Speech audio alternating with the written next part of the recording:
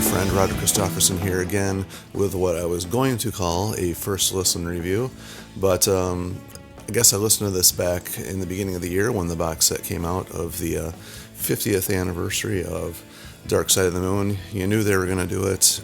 They did. This has been released several times now, a couple different remixes, and today is the day that they're coming out with the individual remixes and remasters. Actually, it's not a remix, I guess it's just a remaster of Dark Side of the Moon. They're going to do the Wembley concert separate. I guess the big deal is you can get the Atmos mix here, the DVD separate without having to buy the whole box set, which I'm not getting because I don't have an Atmos setup, so it doesn't really make much sense. If you have the 5.1 release from back in the immersion set, I don't personally see any need to get that unless you have an Atmos setup. But that's just my personal opinion, and that's pretty much what this just is just my personal opinion. I have listened to it, actually just listened to it again last night just to refresh my brain on things and what I thought of stuff, and I personally don't care for the 2023 remaster. I think it's very clear. It's a lot more clear than the original, which can be good or bad. Some points I think it's cool. You get to hear all the little effects that they used a lot, more clearly.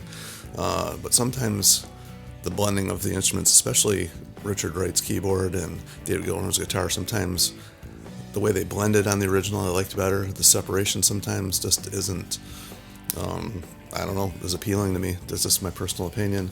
And I think the bass on the new remaster was really boosted so high, and the levels are so high that it actually distorts here and there. So personally, I like either the original mix or the remaster. Geez, I keep saying mix. It's the original master and mix, I guess, would be the original. But the remaster they did for the immersion set, and the immersion set has so much extra in it.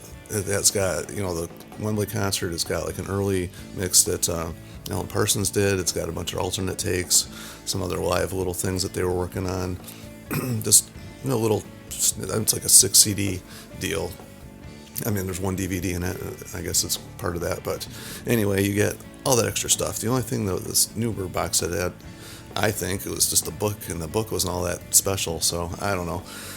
I know I keep saying cash grab on some of the stuff, but sometimes when they're releasing the same thing and they're not giving you anything new except for a book and a remaster that really is not, in my opinion, is inferior to what they've already done, I don't know. It's just not for me. The thing I am looking forward to, and Pink Floyd is one of my favorite bands. I mean, this is one of those bands I could listen to any point, any time of the day. I've got a million bootlegs of their stuff. I actually thought I had what I'm talking about now is the Breathe in the Air live at the Dome. And I was looking for it. I was going to listen to it, and I either misplaced it or I never had it to begin with. I don't know, but that comes out as well, a remaster of that.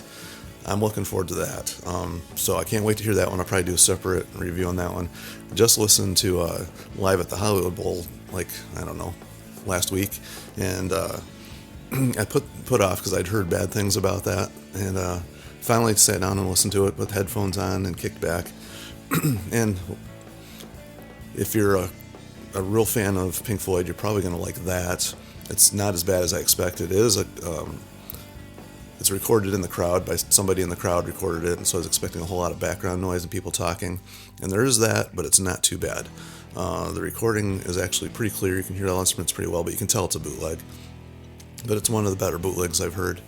And every now and then you hear people talking, but it never overpowers the music. It never really distracts too much. There's a couple times here and there where it's really quick, but other than that, it was a good listen. And you get to hear what the earlier performances of, Dark Side of the Moon. They didn't do the whole thing, but some of the songs from it, and how they expanded on it, and just went off and did their own little experimental things, and kind of, did what they do live back in that point in time, anyway. And I thought that was cool, but.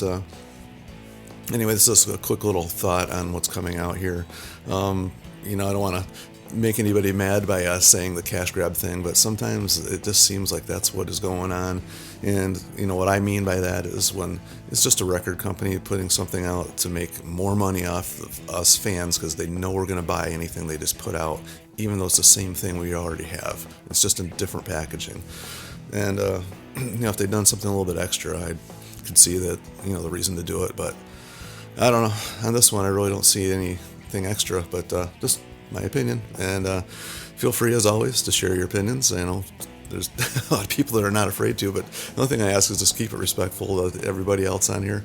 You don't need to be mean to each other. It's just personal opinions. That's all this is we're talking about our favorite music, trying to keep it alive, and just the more we talk about it, the more we play it, the longer this music lives, and that's really all this is about. So anyway, like, share, subscribe, and all that fun stuff, and we'll talk to you in the next one. See ya.